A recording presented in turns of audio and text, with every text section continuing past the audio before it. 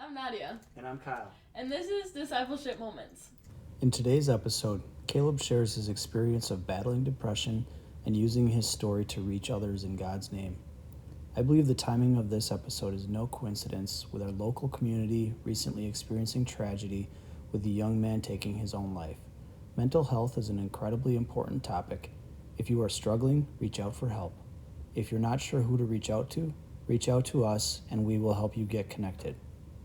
Let's pray.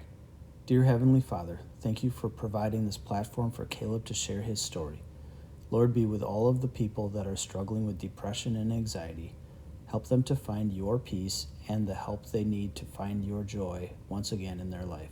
Use this story, your story, to reach those that need to hear this encouragement. Amen. Hey guys, today I'm here with Caleb. So, you grew up in Wisconsin and then moved to Montana. Why'd you do that? Well, so I lived in Wisconsin my whole life, and I had just graduated college, and me and a buddy, we decided that we wanted to go try and fly fish, and heard Montana was the best place to do it. So we threw a dart at a board. It was between Bozeman and Missoula, and we hit Missoula. And how was the fishing? The fishing was outstanding. I go back every year, actually, every summer. That's awesome. We go back there with, I used to do it with the high school I taught at. We would take the kids out there for a week-long fly fishing trip, and now we do a father-son trip. Very cool. Yeah. So what was your relationship with God during this time? Growing up, we went to church every Sunday. It was, something we did. And then when I got to college, I mainly was going to college to play basketball, and then I had to pick a major. It's not that I lost God in college, but I didn't really, attend church as much. I was on the basketball team, hanging out with buddies, and Sundays became something totally different at that time, And then a professor of mine said, once you get into your career, you're going to be there. So go do something before, you get your career, which is teaching, and or get married and have kids, right? So I had a buddy of mine, Shane, who was in the same physical education, department through all my courses and stuff, and we're just like, yeah, this makes total sense. Let's just go somewhere. How long did you live there? So I really didn't live there very long. It was like 8 months, because that was around 2000, and they had major fires out west, and so they pretty much shut down like all the streams and stuff. You couldn't even drive back there. You had to wear a mask in the city from all the smoke and things like that, even in Missoula. So it didn't make a lot of sense for me to stay. But the one thing I will say about out there, even though, I wasn't regularly attending church and stuff, was I feel like out there you breathe easier. You feel more at peace. When I'm back there's a river called Rock Creek, which is where I spent most of my time. And just giant, they're not redwood trees, but they're giant red pines. The Sapphire Mountains are on both sides. Crystal clear water runs through it. Tons of trout in there, and I just felt really close to God at that point, and it was kind of just getting away from, something that I knew, which was Wisconsin my whole life, and doing something different. Kind of makes you grow up too. You have to figure some things out. You're not just driving mom and dad's car, even though I did drive the Buick out there, and I think that ended up dying on the way home. But so many Buick road trip stories out there, I'm sure. The blue Buick, yeah. But yeah, so then, and one of the reasons I moved home too was I kind of had a long-term girlfriend, kind of off and on type of thing through college, and I wanted to see if that would work out. It didn't. No. Okay. But then I was at home, back living with my parents, and ended up selling cars, and then I was I was in the process of filling out resumes and stuff to get into teaching that next year or whatever, and that's kind of when like almost like I had like a panic attack. Okay. You know what I mean? Like I described it like I was filling out applications and I couldn't remember how to spell anything. You know what I mean? It was just kind of like this consumption of you don't really know where you are and things like that, and that was crazy time because it was like, you know, I didn't know where it was coming from, right? And then it spiraled into something that was kind of out of my control, and I ended up like, when it's the first time this happens to somebody, you know, a lot of people they're like, "Well, I had a heart attack," you know, and they go to the emergency room or whatever, and I was more just like worried that it was something physical, you know what I mean? Like, yeah. I'm dying from something or whatever. So I ended up going to the Mayo Clinic, and just to kind of get everything checked out. I'm like, did I have Lyme's disease or something wrong with my thyroid? You know, I kind of became my own doctor at that point, like trying to figure this out because it didn't make any sense. Yeah. And came back with, you know, nothing wrong physically or whatever. And they kind of suggest, well, it might be anxiety or depression or whatever. So what were the symptoms that you had? It's kind of like you feel almost like you're underwater and you can't breathe type of thing. You know what I mean? Okay. And or like somebody's stepping on your chest. You feel really trapped inside your own body, you know. So it's just kind of a scary thing. And does it come and go, or is it kind of always there? Well, this was like the first time that it had happened, and then what happened with me was it was like this sudden rush of like panic and anxiety and stuff, and then on the other side of it is like you're kind of, you have no energy and you're let down and you're not yourself, and it kind of, that's because anxiety and depression really go hand in hand. I mean, yeah. You can't really like, oh, I just have anxiety. No, you probably have both, you know, or you've been through the cycle of both. But then it was just like a point where there was like, my mom had to call somebody like to talk because I was just sitting on a rocking chair like crying pretty much, like. So it's just crazy kind of how it just almost like snapped, you know, at that point. Did it affect you in a way that just thinking about, okay, I was an athlete, I'm this and that, like, does that, and then now all of a sudden you just feel like you have no control? Did that make it worse, do you think? Or were you not even thinking like that? You know, before this, I was competing, right, at a pretty high level. I played in college at lacrosse, you know, and in high school, obviously, and played all sports in high school. And, you know, at that point, I'm competing to win a game. And then I'm 22 years old and I'm competing to get my life back, Right. you know. And it's kind of out of nowhere because, like you said, it's like, you know, both my parents, you know, I was raised by both my parents. You know, I have 2 brothers and a sister and a loving family or whatever, and played sports, you know. I've been blessed with a lot of different things, and it just kind of hit me out of nowhere, you know.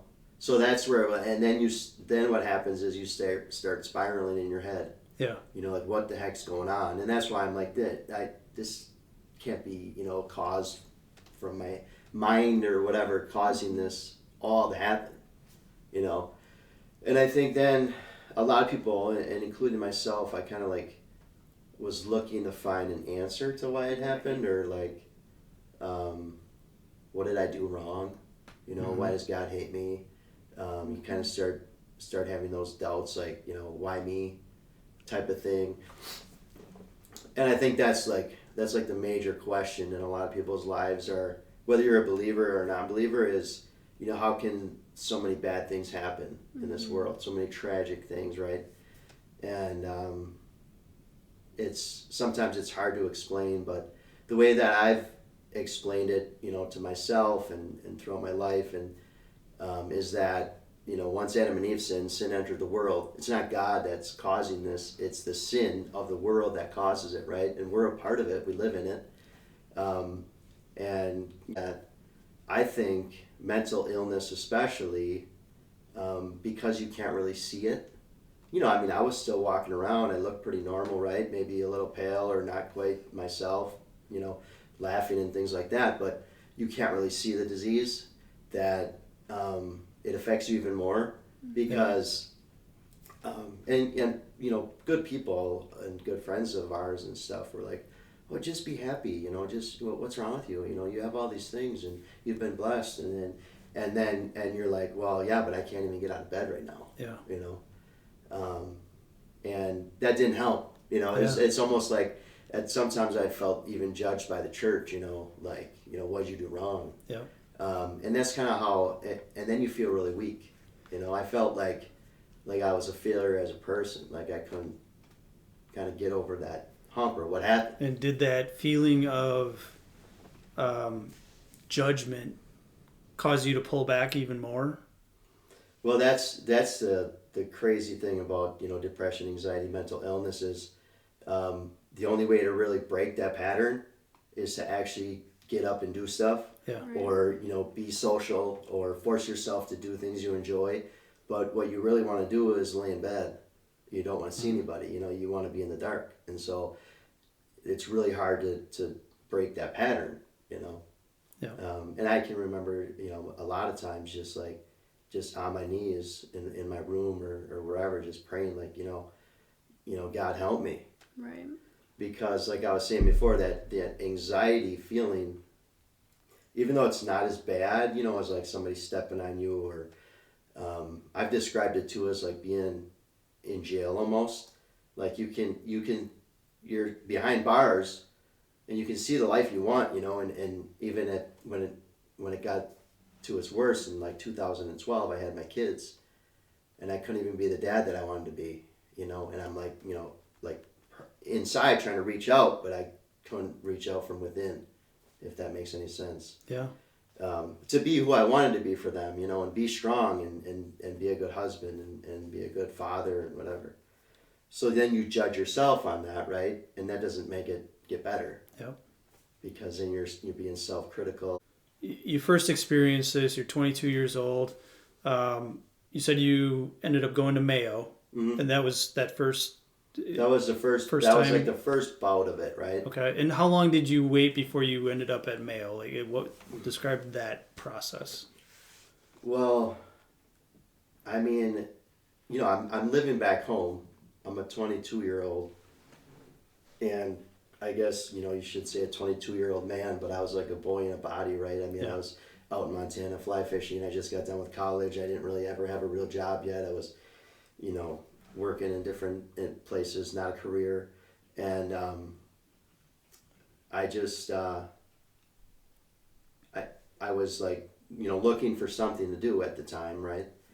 And I ended up selling cars. Met this guy at the gym, and he's like, "Oh, we need a sales guy." And then they're like, "Oh yeah, come on in." And I mean, I'm a good people person, but when that hit, then I wasn't anymore, right? And it was hard just to go to work and even to put resumes in, and it's kind of like at that point, I just wasn't really the person that I was, right? I wasn't outgoing, I wasn't as communicative and things like that, but yet I still was like, well, I got to get my resumes in, I got to at least try, and so that's when you like, you put the smile on and you walk in the interview and act like nothing's wrong, right? And then I ended up getting hired in northern Wisconsin, and I got hired there to teach Phi Ed, and I still wasn't like out of it at that point. Okay. And then, well, then at the Mayo Clinic, then I went there, and like I said, that everything checked out, and they said it's probably depression and anxiety and whatever, that it's really hard to make a diagnosis. Yep. On anybody, you know what I mean? I mean, you could have so many different things that they say, but really I think like with mental illness, I look at it, you know how like there's a spectrum of autism. Everybody has some degree of mental illness, you know, and it's at some point or another that it might get triggered or whatever, right? And I mean, I don't know of anybody that goes their whole life without like stress or some kind of anxiety or things. The difference, I think, with you know this is it's more clinical versus like situational, you know. Once they thought it was depression, what happens next? Well, so then what happened next to me is I started like looking up stuff on the internet, right? Like, what is this? And I'm like, oh man, this is gonna be a long life because it's like there really isn't a cure for it, you know. But what I guess I've learned on the road is there's a lot of ways to cope with it, and I think for the last 10 years I've been pretty good, you know. I mean, really blessed and happy, and normal ups and downs like everybody, but never the really low, like where you need outside help and stuff.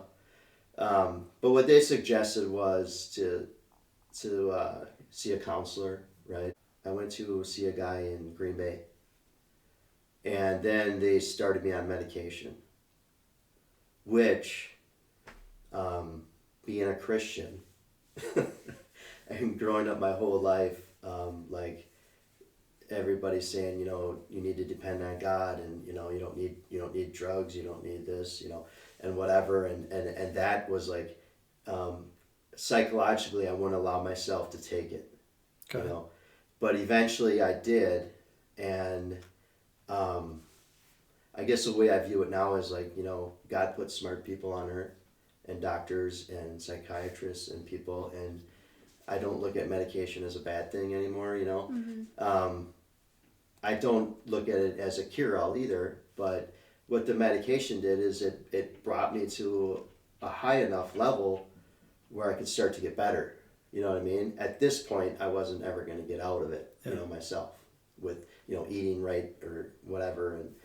And so then eventually, I climbed out of it, and I mean, I was back to like really good, Before this had happened, like I was lactose intolerant, I couldn't eat a lot of things, and all of a sudden, like I could drink milk and stuff without getting sick, and it was just weird.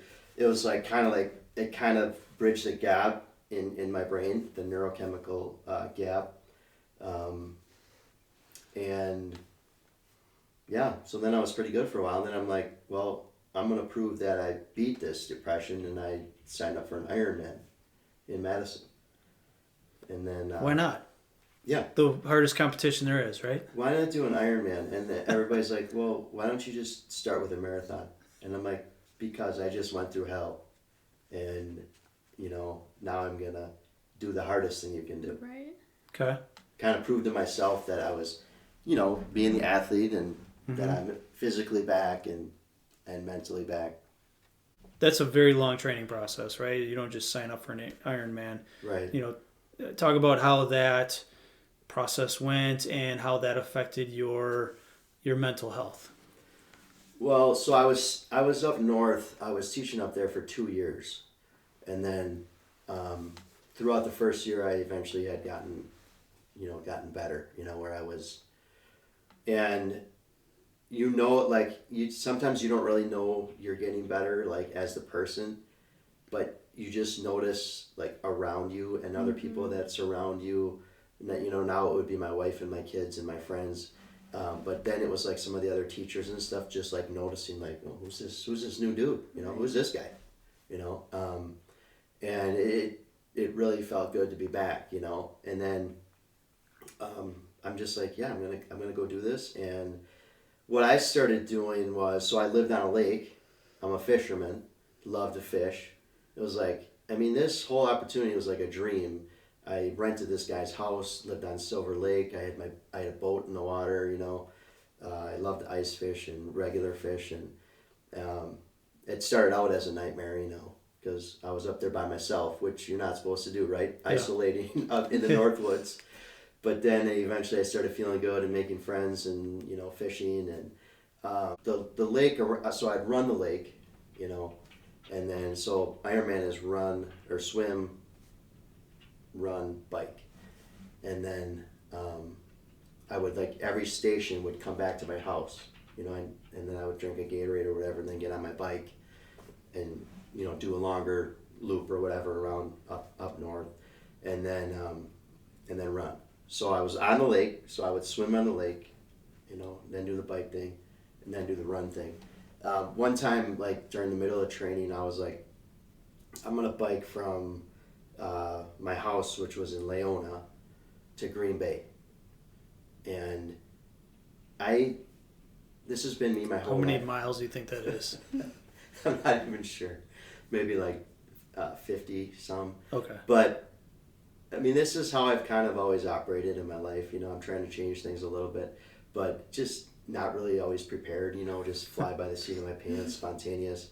Anyway, I didn't have enough water and like, you know, protein goo caps and stuff with me. I end up like passed out in a ditch on the way to Green Bay. And this elderly couple in a van, like, woke me up. I mean, it was hot out, you know, too, and it was like they took my bike, put me in their van, and drove me to Cecil. So I guess I didn't do the whole thing that day, but I got some cherry pies and some Gatorade and loaded up, and then I biked the rest of the way. But I mean, that's kind of how my training went. It was like, nothing was like timed, you know. I wasn't like, oh, you know, how. But the one thing I did do, because I didn't know if I'd be able to do it, is I was visiting my brother in Minneapolis, and I set up my own little course where I did half an Ironman by myself, you know, like just to see where I would be. And then I'm like, oh, I'll be fine, you know. I mean, I made that. And Madison came around, and the scariest thing, 2,000 people do it, and they just say go. I mean, they have like the people that are the professionals in the front, right? But they call it the human blender. So it's every person for themselves, Right. and you're just like, my goggles got knocked off, you know, like you know, I got elbowed. Eventually, though, I found my groove, and I followed one girl. I just followed her feet the whole way. Because when I swim, like, I don't know if I'm swimming straight or where I'm going, right? I just followed her, and she happened to know where she was going. So, yeah, it all turned out. I ended up finishing, you know, no records or anything, but it was... You finished. It was a finish, It's yeah. an That was kind of accomplishment my just to goal, to finish. finish it, yeah. At that point, do you feel like the depression is gone, you're healed, like that's just a year or two of blip on the radar and all is well? At that point, you know, I was on the medication, and it was, you know, just your standard 40 milligrams of Celexa, citalopram, which now has been proven to be unbelievable for anxiety, not just depression, and so that's why it really helped for me. Anyway, yeah, it's like, yeah, I felt great, you know. When I was really sick for those year and a half, 2 years or whatever, I had lost a lot of weight, really thin, you know.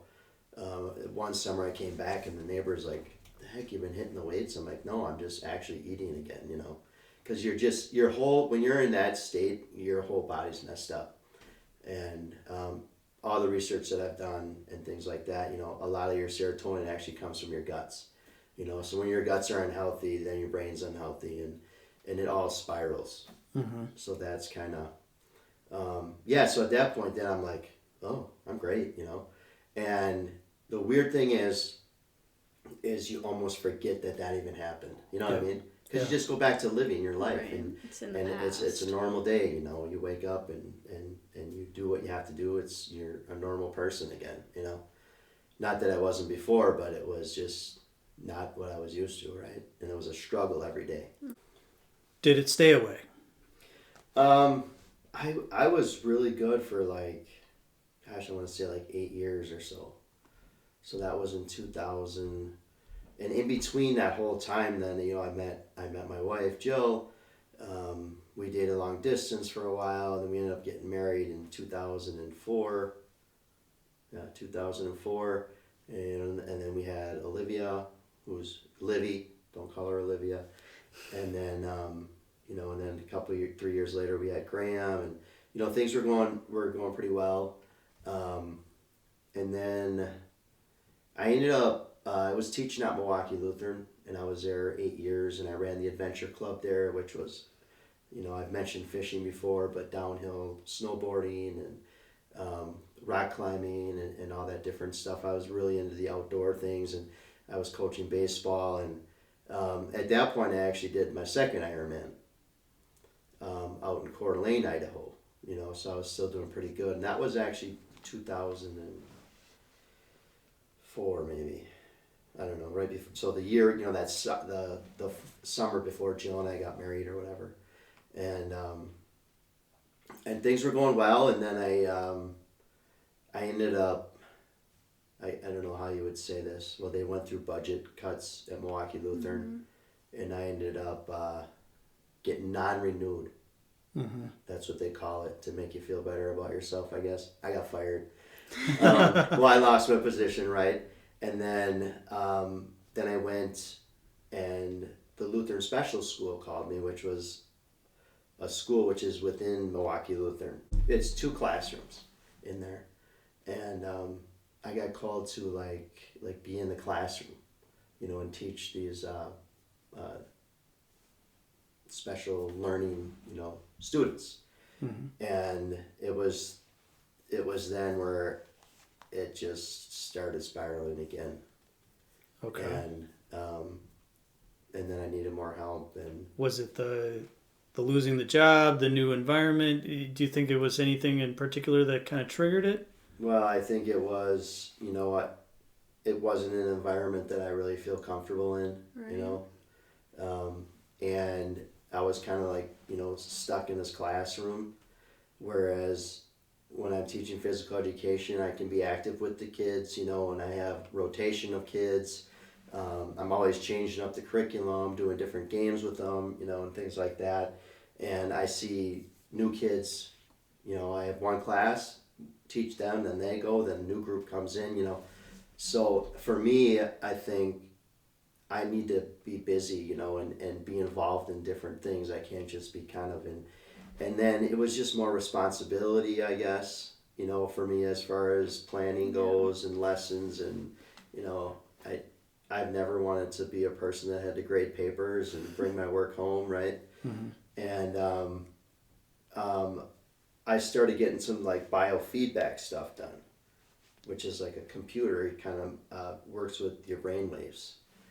And seeing this guy, I don't even know if he's even around anymore, but that kind of helped. And then transitioned into doing some light therapy with sun lamps and stuff, because in the fall of the year, not only that, I'm a teacher, I'm going back to school, and I just had all summer off to fish and hang out with my family, but now it's like Sunday morning, and the next day is Monday, but it's the new school year coming up, so it's like Sunday morning or Sunday evening times 1,000, right? Like, and so I think that, and then just especially in the Midwest, we don't get a lot of sun. We get 180 days, and like Colorado's 300, and so you're going into that season of kind of dark, right? Like days are getting shorter and whatever, so that really takes a toll. And kind of self-diagnosed myself with SAD, which is seasonal affective disorder, just because it seemed to kind of come and go like that. And then it got to a point where I had to resign from that position, and I got some alternative treatments. It brought me out of it, and then I had resigned from teaching, so now I didn't have that to fall back on. Now I was struggling to find jobs, and I think during the next year and a half, I had like 10 jobs. You know what I mean? Because I couldn't find where I belonged, and I had spiraled, and I kind of like said, well, teaching did this to me, and whatever, and so then, I mean, it's kind of funny when I think about it now. Like I I was a plumber for like a month. I worked as a delivery guy for Coca-Cola. I mean, there were a few jobs that I had kind of kept in between. I was a bartender at Miller Park at 300 Club, so that was really good, and I could pick my schedule and stuff. And then I ended up driving for Uber for a while. And that through that stretch, then Graham was still not in school, so I stayed home with him part-time, and then I ended up working landscaping and did that for a while. So you just described the, dropping into the pit, rising up, and then you're good for a few years. You meet your wife and you have kids, and then it happens again, right? Mm-hmm. So where's God in that whole process for you? Well, I feel like, through the whole process, he was always there. You know what I mean? I didn't always feel that, but when you look back, I don't know. There's that famous poem about you're walking in the sand, and there's 4 sets of footprints, and then during the time there's only 2, and that's when Jesus carried you. I don't have like this aha moment where I'm like, oh, Jesus was carrying me right now, but I knew that he was. You know what I mean? And what happens, for people that kind of get stuck in that and for some reason never seem to get out, I think you lose hope, right? Right. And without God and without my faith and without, Jesus, there wouldn't have been any, And so at that point, I don't know if there would have been any reason to live, really, and I think that's kind of, where you get trapped. You get trapped inside your own mind and your own body and stuff. But I, deep down, always knew that he was there. You know what I mean? And I kind of kept that hope alive. And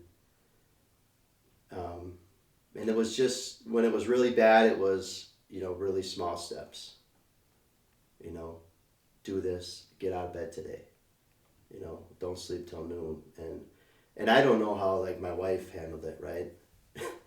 I mean, that had to have been a nightmare for her, Yeah. And the kids, right? Because I told you before, it was like I wasn't really there for them. Just kind of trying to battle back out of it. Yeah, so certainly you don't know from their perspective, but how, from your perspective, how did it affect the family? Share some examples of how it affected the family and how you recovered from that.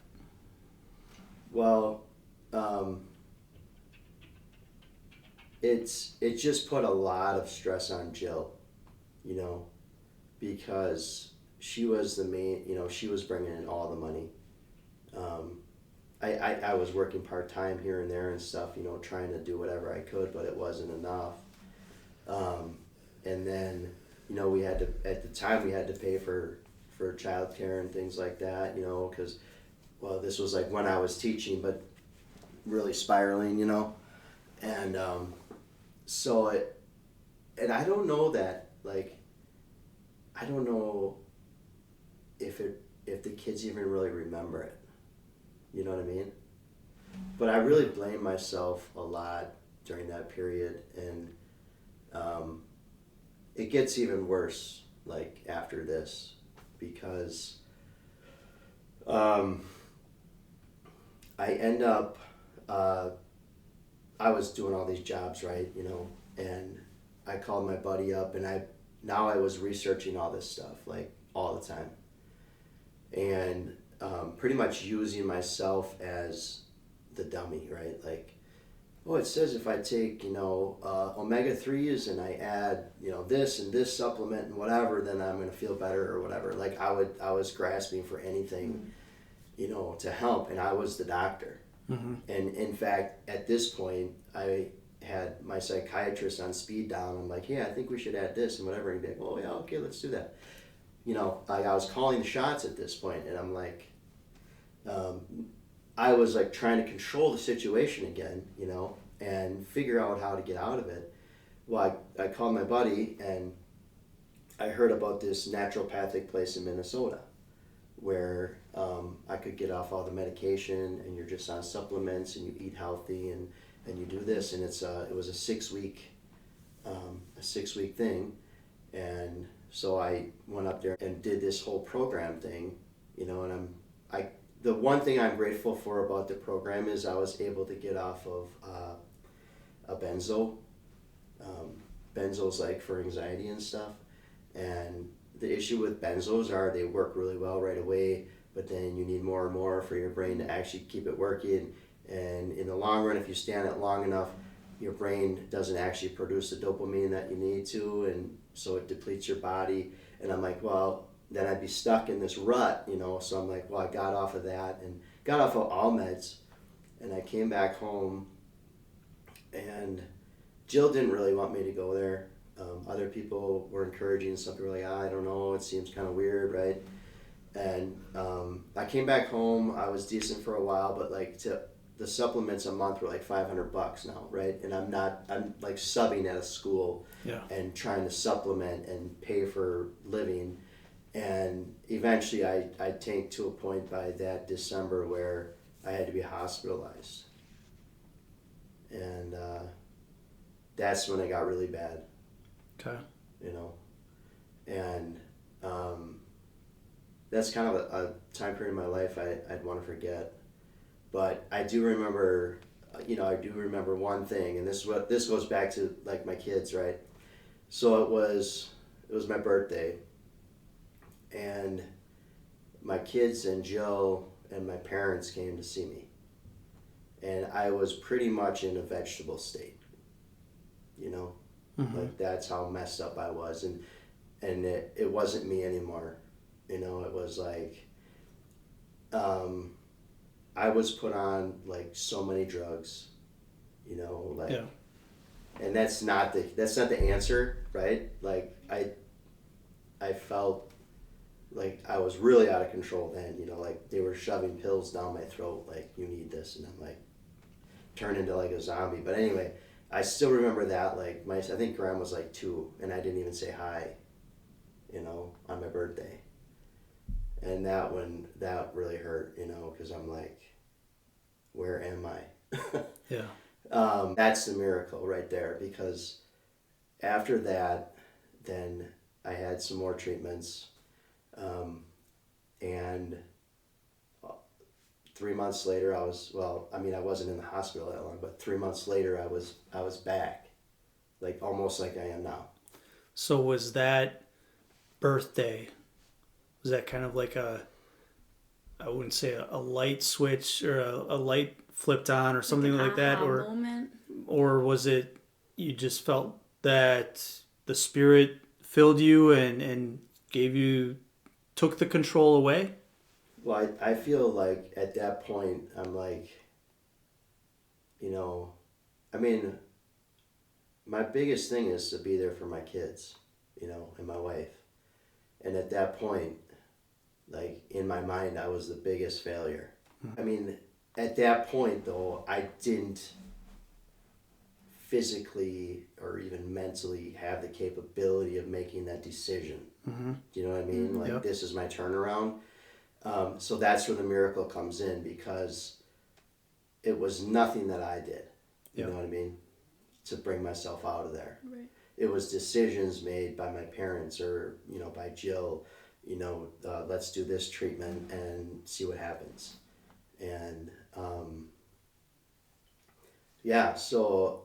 Do you remember during that time just, talking to God, crying out to God, asking him to just take it all away?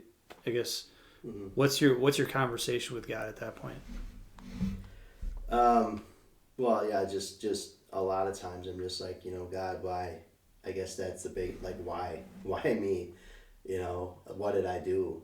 Mm-hmm. I think we go back to that, like, why do I deserve this? Or what did I do? And that's really, when you come out of it, that doesn't make sense, but when you're in there, nothing makes sense. Mm-hmm. That's the crazy thing. And I've said this about, before, like, nobody, they can't really tell. Now, when I'm in that state, you can tell, hey, something's wrong with this dude, like, but when you're just, like, kind of in the middle stages or whatever of anxiety and depression, what I tell people is, like, you can't get away from it, right? Because it's within. So, like, I couldn't even go to sleep because now I had insomnia, right, in the hospital. Like, so you couldn't, like, try to, the pain and the despair and everything never leaves you. You can't escape it, Another thing that I used in my recovery was exercise, and even, like there'd be times when I had so much anxiety, and then I would just, like, run as far as I could and as fast as I could until I couldn't do it anymore, and I would feel better for a while, but then it would come back, and it was like there was just no escape from it. And that's the hardest thing with mental illness, and people that have never experienced it will never know Right. the amount of just suffering it is, right? Like, I wouldn't wish it on anybody. At that point, you said you had a miraculous transformation. What happened from there on? I end up being released from the hospital. I was in there too long. I don't remember exactly how long, but so that was in 2012, 2013. And then I went back to landscaping, and this was a former student of mine. So, and then I was staying home with Graham, like, part-time, and he was starting 4K. So then, I could go to work, or we dropped him off for half days, and so I was, like, working full-time landscaping stuff. It's just the whole irony of it, right? Like, because this was one of my students who I had taken out to Montana, when I was teaching at Milwaukee Lutheran, and just a great guy. And now he was my boss. So it was like, I was his mentor and teacher, and then it turns around, he's my boss. But, it was laid back. It was kind of what I needed at the time, because you're just working. And in landscaping, you're outside, you're working outside, hard. Vitamin D, you're working, Perfect. So there's exercise. And then with landscaping, you get to see something from start to finish, right? As a teacher, like, yeah, I can see how kids have improved, or, who they turned into, right? But you don't see that right away. Like, at landscaping, you can see what you created with other people, right? So I think that was a huge part in the recovery. Vitamin D outside, working, exercising. Plus in landscaping, I was always, doing different things, right? So again, going back to, like, having to I probably should have been diagnosed with ADHD when I was younger, but I mean, I think most boys could be nowadays anyway, right? Yeah. Like, oh, he's got ADHD. No, he doesn't. He's a boy. Yeah. But so then I was doing that, and then remember that Lutheran special school I was talking about? They wanted to expand, and so they ended up buying their old school, which is now Journeys. And the principal was still there, the one that I had worked for, and they needed a bus driver. Well, I still had my CDL from when I was driving bus at Milwaukee Lutheran, and I said, well, you probably need Phi Ed too. And she's like, well, we don't have enough kids to, warrant a full-time position. But so I stepped in there and I drove bus, and I taught Phi Ed in the morning, and then I had the afternoons off, and she's known my history, just a beautiful person that, has helped not millions, but thousands of kids, in her principalship and stuff, and hired me. And so it started out part-time, and now I've been there 6 years at Journeys, and I'm the Phi Ed teacher, I'm the bus driver, I'm the field trip coordinator, I'm doing all kinds of things, and in 2013 I started Fishing for the Heart, and so we incorporate that with Journeys kids and other kids. You found the perfect job that is a little bit of everything. Yeah. And it fits you perfectly, it sounds like. Yeah. And you feel like this is, and so at this point, are you, I mean, you said you were off of medications. Are you off of medications or? So I'm back to just, well, I'm at 50 milligrams of the original, Okay. and that's it. And just using what God has provided, but with science, right? But also mixing that with the right types of activities and work. Yeah. And in this, you were inspired by God to, you reference fishing for the heart. So talk about what that is. Well, so when I was at Milwaukee Lutheran, a lot of the stuff that I did there was fishing. I taught it in the curriculum. You know, we did ice fishing, fly fishing, regular fishing. That's part of Phi Ed class? That was Phi Ed class, right? I never had that in Phi Ed. That would have been amazing. Right? Yeah, and then the kids would get to go on a field trip, you know, out fishing for the day or whatever. And so that's where the idea came in, you know. So I've been doing that kind of sort of fishing for the heart thing for a long time. And then when I got better in 2013, you know, again, I didn't have that other job yet, and I was in between Milwaukee Lutheran and whatever, and I'm trying to figure out, okay, what's my passion? You know, what's God telling me to do? And when I first started fishing for the heart, you know, people are like, oh, you know, is this for like kids with heart disease and stuff, or people? And I'm like, no, the heart is like, you know, your heart for Jesus, and the role modeling.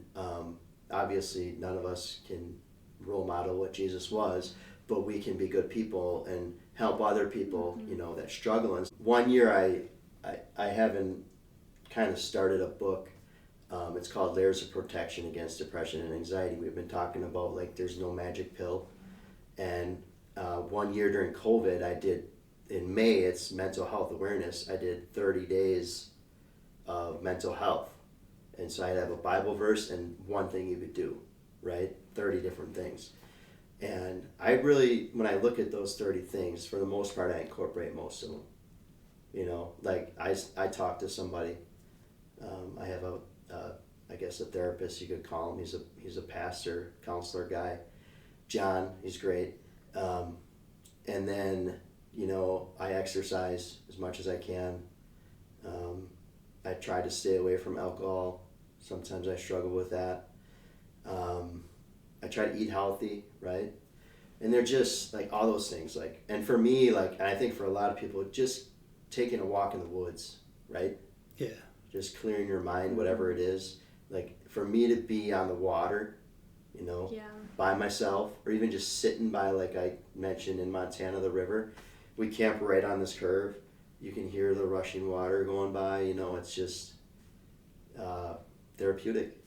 And that's when you also know that there is a God, you know?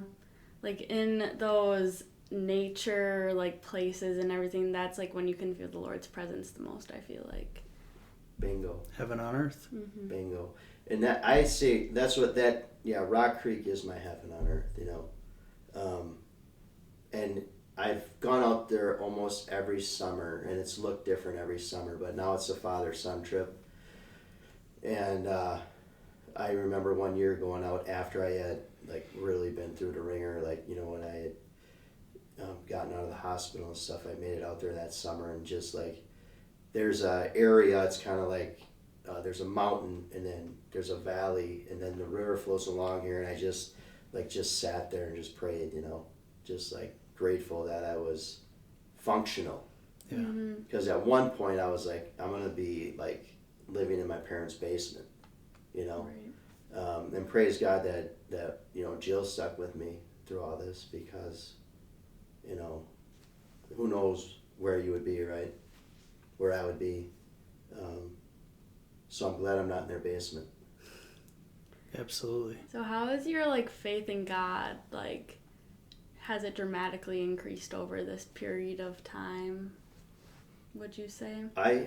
I would say that it has dramatically increased, and in order to grow in your faith and as a person, you're going to need to go through things, right? You're going to need to go through some suffering, some trials, and on the other end, you're going to be stronger for it, right? Right. But when you're in there, you're like, Mhm. you're like, Like, what's the point of this? no, I'm not. No, Yeah. take this away, please, now. But now when I can look back, I mean, it has definitely like made me definitely obviously more. And I don't know how you'd be more of a believer because I've always been a strong believer, you know. Mhm. And I guess it helped me kind of handle what happened with my younger brother, with Joel. So, you know, a couple years ago, I think Joel kind of had the same path as I did, and just kind of ran out of, just didn't have that hope, you know.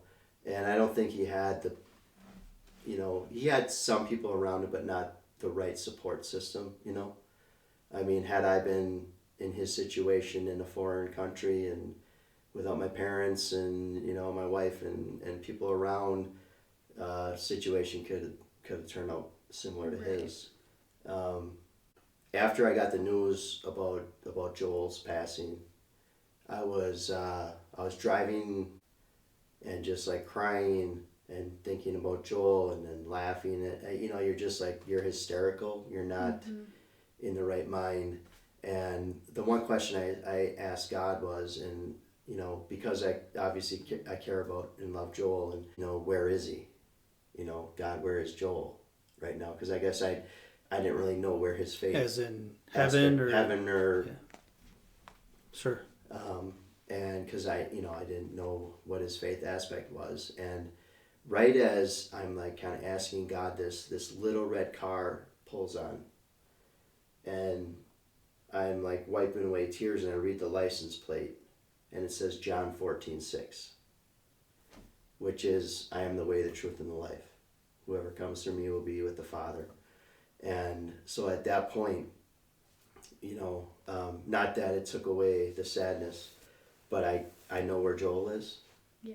You know, and that's a small miracle in itself, right? That God would, you know, place that. I mean, God spoke to I've you. never seen this before, right? Right. I've never seen a car with John 14:6.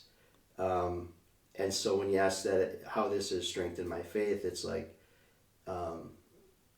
with Joel's situation and stuff, it was like, it almost seemed like a dream, like, you know, like surreal, like, am I really living this life? Did this really happen? How did this happen? But it kind of puts death in perspective, I guess. Mm-hmm. You know what I mean? Like, I'm not afraid to die, you know?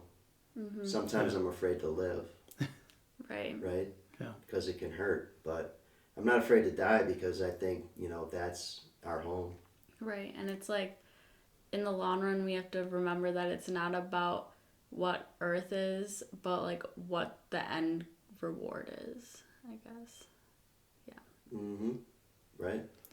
So you've laid out your story, and what an incredible story of transformation and just being raised up from the depths of, you know, depression, and you're using your story to help others. You know, so is there maybe a quick story of a kid that you've really reached in with Fishing for the Heart, of like, hey, this kid really got it, and you know, I could see the whole journey led to this one moment. Mm-hmm. Well, there's a couple stories. So when I was at Milwaukee Lutheran, I had a student named Max, and kind of a screwball kind of guy. You know, he was in some sports and stuff, but he went on every one of the trips.